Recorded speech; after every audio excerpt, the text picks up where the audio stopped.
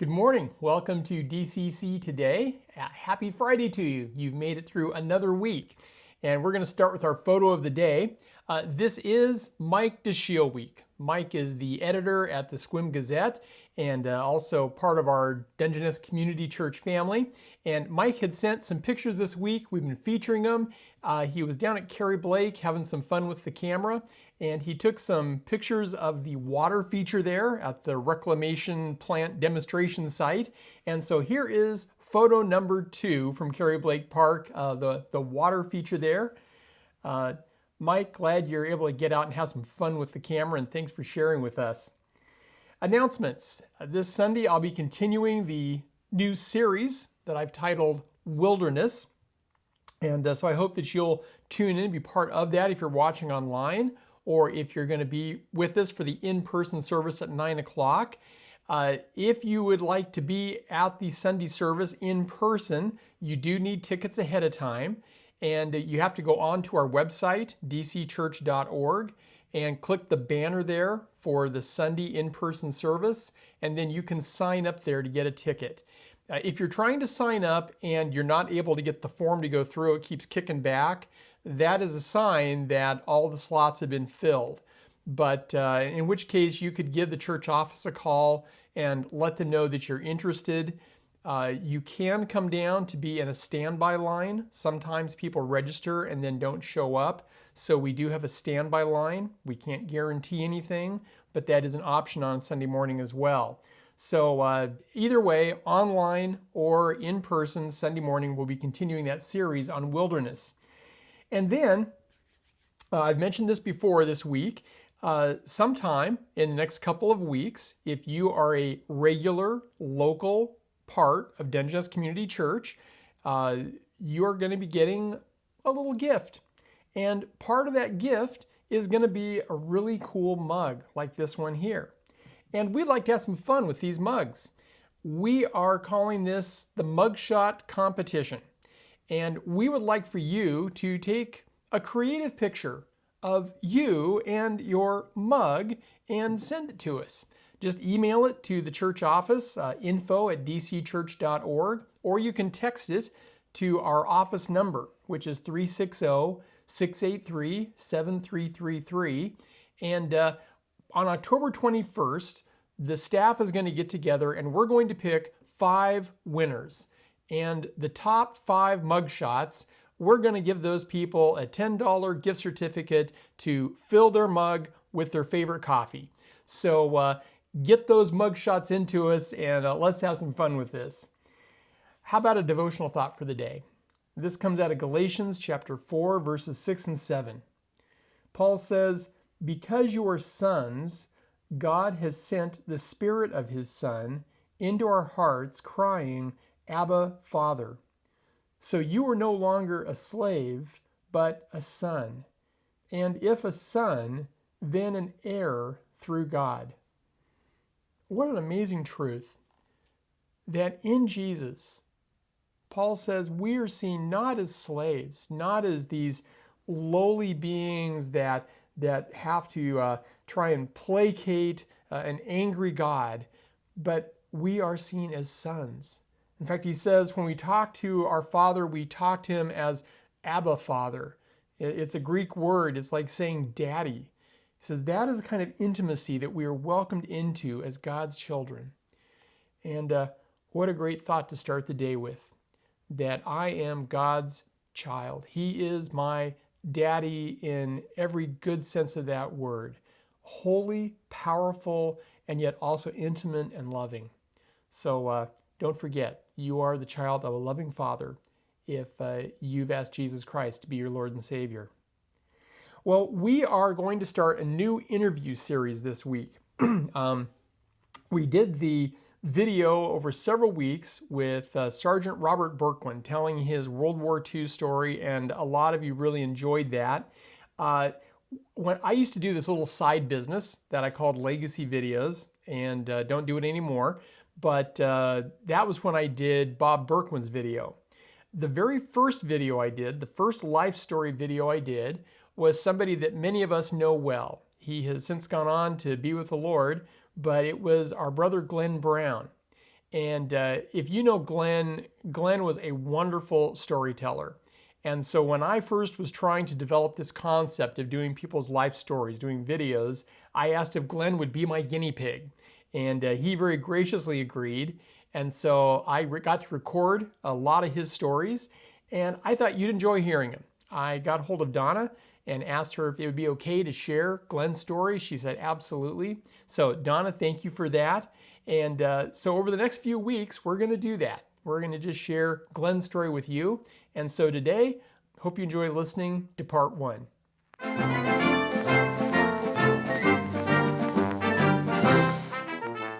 I was born in a snowstorm on a ranch in western Kansas in the year 1928, 7th of January.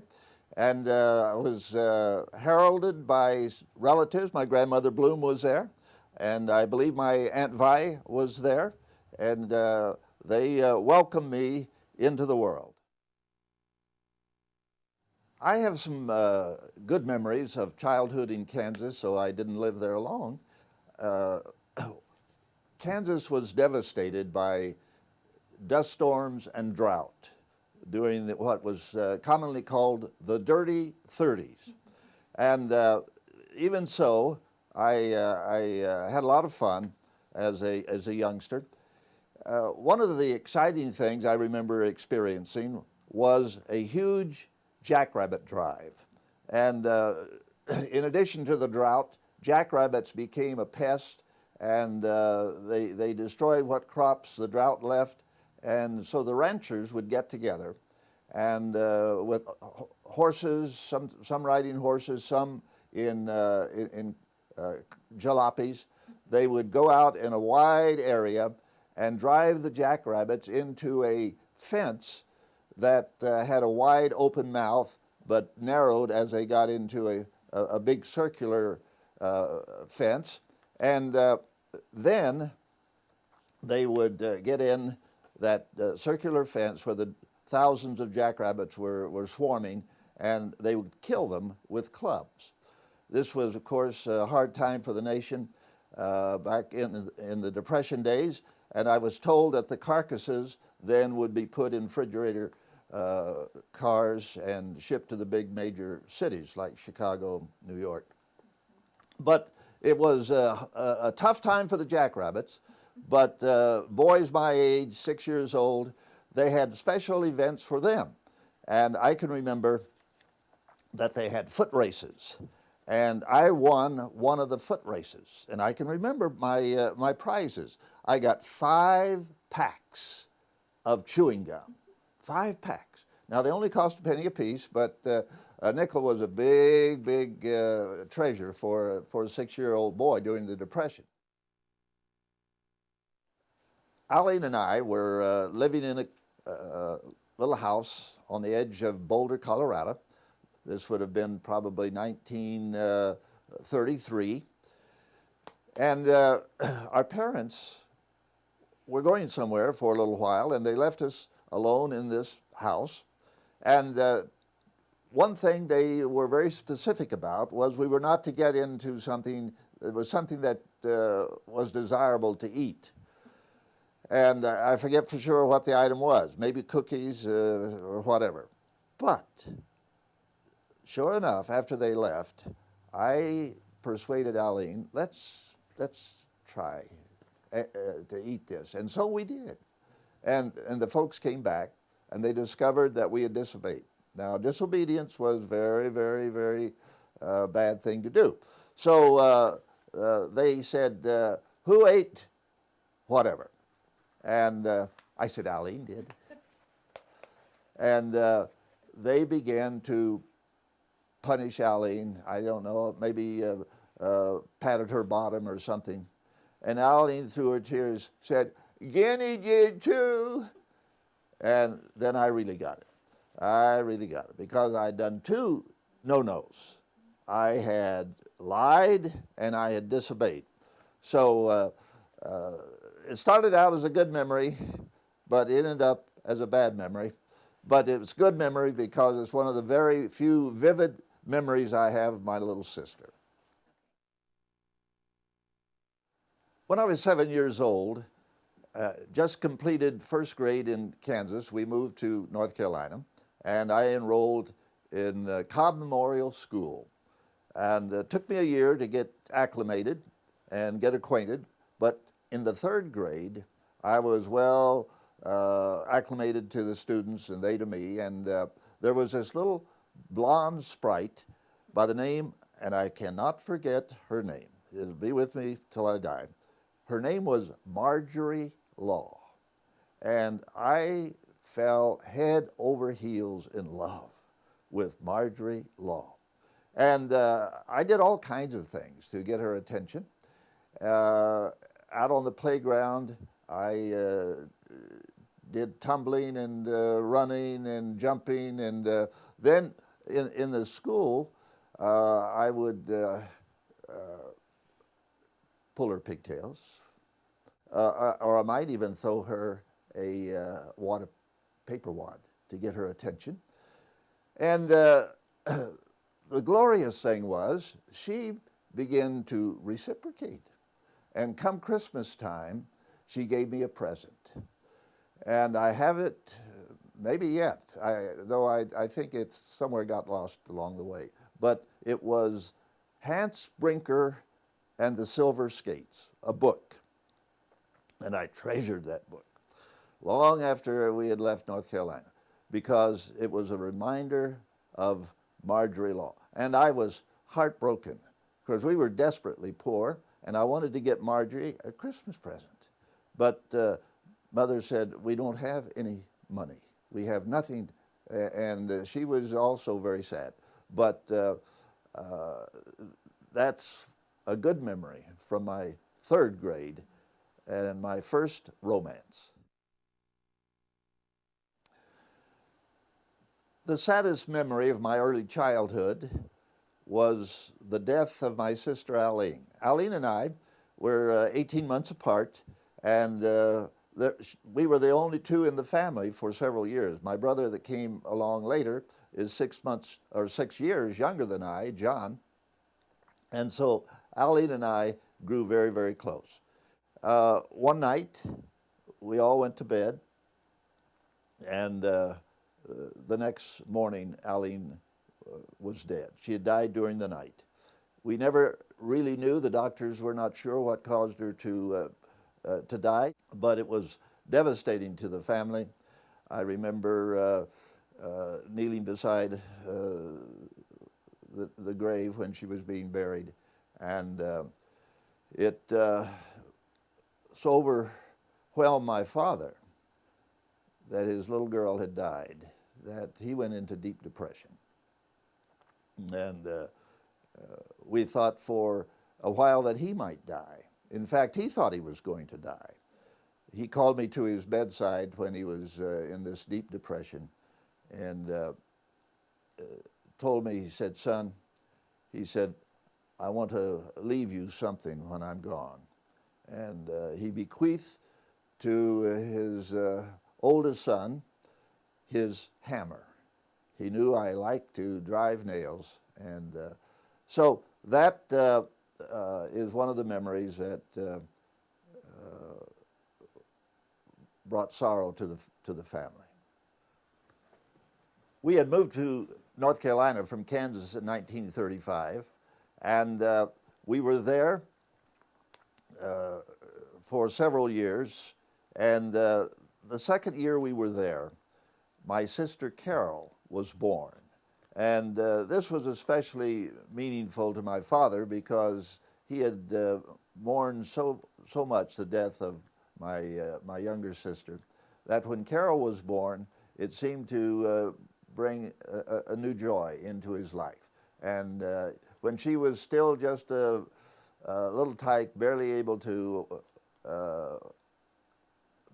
maybe even before she would walk, he would take her and grab her two hands, and they would dance around on the floor, and it was a happy occasion for the family.